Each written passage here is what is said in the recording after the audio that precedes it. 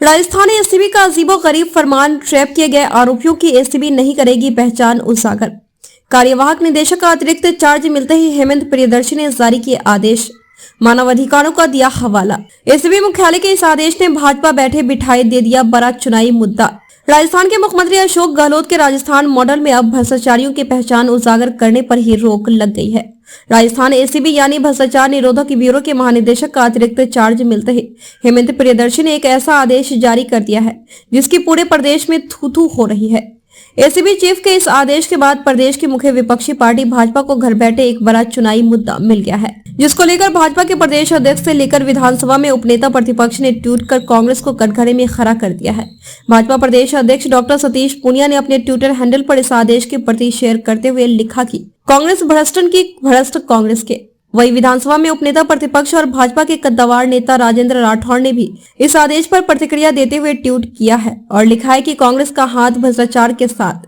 यानी कुल मिलाकर बात की जाए तो राजस्थान भ्रष्टाचार निरोधक ब्यूरो के इस आदेश से विपक्ष को बहुत बड़ा चुनावी मुद्दा हाथ लग गया है, जो आने वाले 10 से 11 महीने बाद प्रदेश में होने वाले विधानसभा चुनाव में बड़ा मुद्दा बन सकता है। वही इस आदेश के बाद प्रदेश सरकार की छवि पर भी आम जनता में गहरा असर पड़ सकता है। एसीबी के कार्यवाहक महानिदेशक हेमंत प्रियदर्शी ने इस आदेश के पीछे मानवाधिकार का हवाला दिया है। उन्होंने कहा है, ट्रेप करना एक प्रक्रिया है, पर जब तक उसे कोर्ट द्वारा दोषी करार नहीं किया जाता तब तक उसकी पहचान सार्वजनिक करना उचित नहीं है। लेकिन आदेश जारी करने से पहले प्रियदर्शी ये कैसे भूल गए कि आरोपी के मानवाधिकार से ज्यादा महत्वपूर्ण पीड़ित का मानवाधिकार होता है।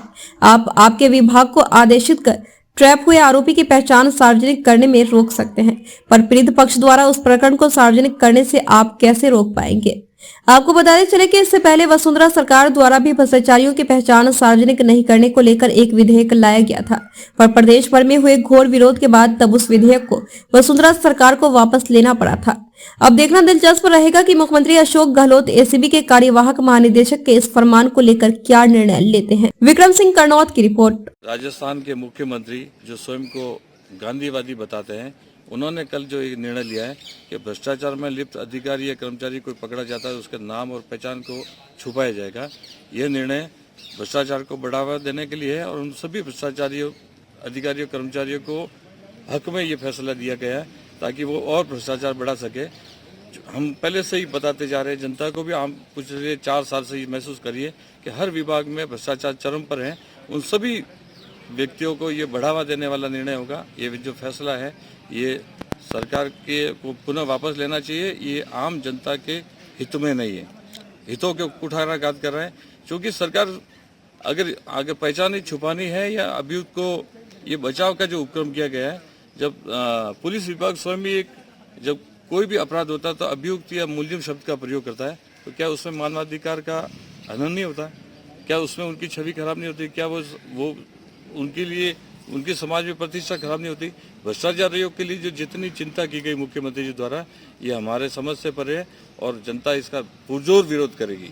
सर, आपको क्या लगता है इस आदेश को जारी करने के पीछे क्या उद्देश्य होगा, क्या मंशा रही होगी सरकार की? सरकार की सीधी मंशा के भ्रष्टाचार को संरक्षण कैसे दिया जाए और उनकी पहचान छुपाने की, क्योंकि ये सबसे बड़ा एक तरह का राजद्रोह है। भ्रष्टाचार समाज की सबसे बड़ी बुराई है और भ्रष्टाचारी को आज समाज में डर ही इस बात का है कि वो अपनी समाचार पत्रों में जब नाम आता है या पहचान आती है तो उस डर से ही भ्रष्टाचार पे जो अंकुश है वो एकमात्र इसी कारण से ही लगा रहता है। अगर ये अंकुश भी हट जाएगा तो उसके बाद में तो आप बेखौफ रूप से अधिकारी कर्मचारी भ्रष्टाचार करेंगे। कोई किसी तरह का कोई डर भय जो है वो पूरा समाप्त हो जाएगा उनके अंदर से। Okay sir.